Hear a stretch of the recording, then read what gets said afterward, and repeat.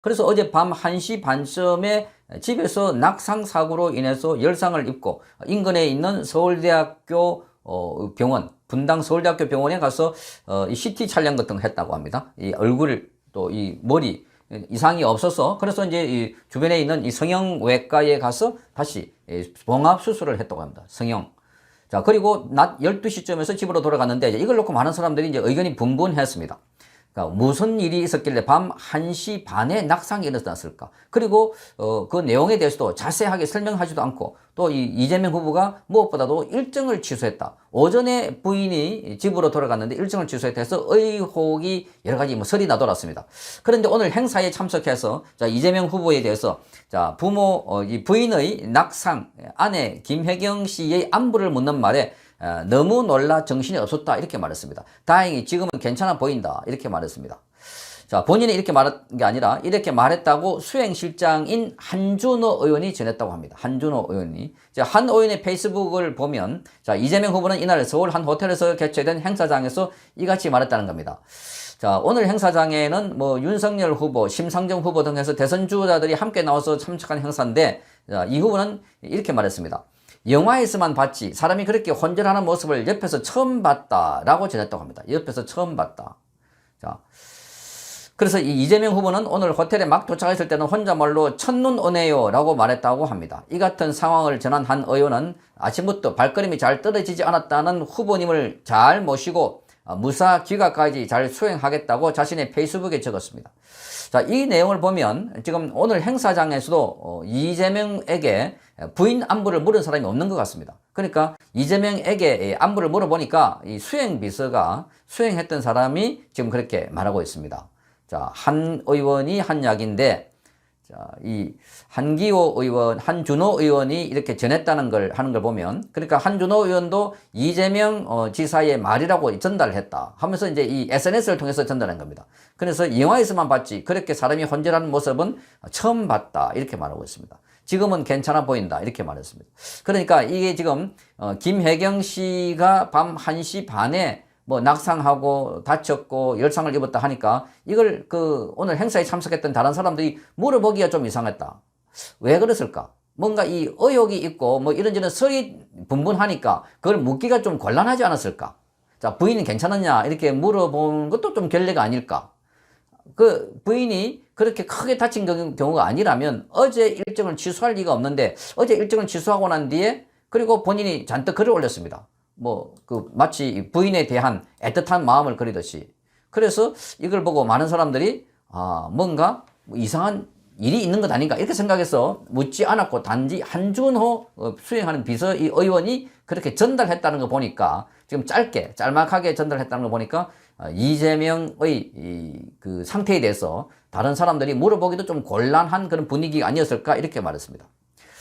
자, 이재명은 자신의 페이스북을 통해서 어제입니다. 개인 사정으로 오늘 하루 일정을 모두 취소하게 되었다. 갑작스럽게 취소하는 바람에 많은 분들께 폐를 끼쳤다. 진심으로 죄송하다. 이렇게 말했고, 자, 덕분에 별탈 없이 잘 회복하고 있다 전했습니다. 그러면서 이제 아내에게는 늘 미안한 마음이다. 자, 제가 인권운동, 시민운동, 정치에 뛰어드는 바람에 하지 않아도 됐을 고생을 많이 겪게 했다. 자, 힘들고 화가 날 법도 한 상황에서도 늘 제게 힘이 되어주신 아내, 제가 미처 깨닫지 못하는 사이 몸을 많이 축내고 있었던 아내에게 저는 평생 두고 갚아도 더 못 채울 빚을 지고 산다. 이렇게 말했습니다. 그런데 이제 그런 루머들이 많이 나오고 있습니다. 이게 낙상 사고가 왜 일어났을까? 원인, 그리고 뭔가 집안 내에서 불안은 없었던 것인가? 뭐 이런저런 추측이 난무하고 있습니다.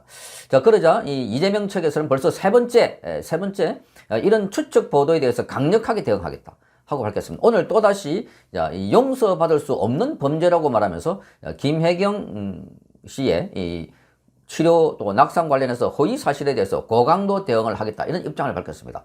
자, 이렇게 아주 자주 그리고 강력한 용어를 쓰는 것 자체가 좀 이상하다 하는 생각도 듭니다. 자, 이 정도로 민감하게 반응해야 될 정도의 뭔가 치밀한 뭔가 있나? 아니면 치명적인 뭔가 있는 것인가? 그런 의혹마저도 제기하고 있는 사람들도 있는 것입니다.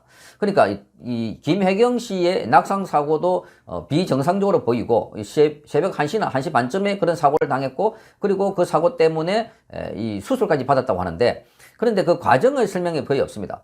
다만 사진을 통해서 이재명 후보가 김혜경 씨 옆에 CCTV를 보면은 앰뷸런스 옆에 손을 잡고 가는 장면들이 보였지. 왜 그런 사고가 일어났는지, 자, 왜 또 이재명 후보가 일정을 다 취소해버리고, 그리고 병간호를 한다고 했는지, 뭐 이런 거에 대한 충분한 설명이 되지 않는 것 같아서 많은, 이 시민들 또는 네티즌들이 의혹을 제기하고 있는 것입니다. 자, 거기에 대해서 강력하게 대응하겠다. 이렇게 하는 것 자체도 너무나 이례적이다. 보통 이런 경우에 뭐 한두 차례 하면 되는데 벌써 정성호 의원, 그리고 이해식 의원, 또 오늘은 조정식 의원, 민주당의 조정식 상임 총괄선거대책본부장이 자, 이런 발표를 했습니다. 자, 사회를 좀먹는 악질적 거짓말, 뭐 불순 세력, 용서받을 수 없는 범죄, 이 같은 아주 강도 높은 말이 나온 것입니다. 자, 이 김혜경 씨의 이번 배경에 온라인 공간에서 여러 가지 추측이 나오자 민주당이 구급차 내부 사진을 공개하면서 적극 대응을 하고 있는데, 자, 그와 관련해서 관련된 보도가 추측, 억측 뭐 이런 보도에 대해서는 강력하게 대응하겠다 하는 것도 예전에 찾아보기 힘들 정도로 아주 자주 입장을 내고 있다. 거의 매일 이런 입장을 내고 있다 하는 겁니다. 그만큼 이 보도가 아픈 것 아닌가, 이 보도가 많이 핵심을 찌르는 것 아닌가 하는 그런 의심을 하는 사람들도 있습니다. 민주당의 조정식 상임총괄선거대책본부장은 오늘 이재명 후보 배우자인 김혜경 여사의 낙상사고와 관련한 가짜뉴스가 독버섯처럼 유포되고 있다, 이렇게 말하면서 이런 우리 사회를 좀먹는 아주 악질적인 거짓말이자 개인과 가정의 명예를 짓밟고 정치적으로 악용하는 행위로 절대 용서받을 수 없는 범죄다, 이렇게 말했습니다.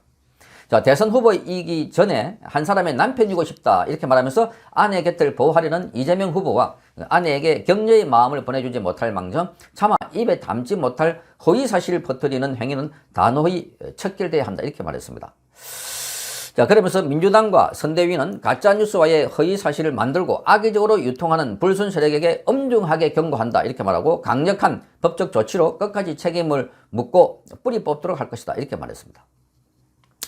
자, 이걸 보면 지금 김혜경 씨의 낙상 사고가 뭐 열상이다, 그래서 이제 몇 방울 꿰맸다 하는데, 자, 그렇게 여전히 이제 의혹을 제기하고 있는 측에서는 그게 왜 낙상됐으면 골절이 있어야지 열상으로 갔고 그게 이제 얼굴 부위가 아닌가, 그렇다면 이건 뭔가 이 뭐 부부 싸움을 하다가 또는 다투다가 생긴 일이 아닌가, 이렇게 추측을 하고 있는 겁니다. 자, 이런 추측은 일종의 뭐라 그럴까요? 합리적인 의심도 되는 겁니다.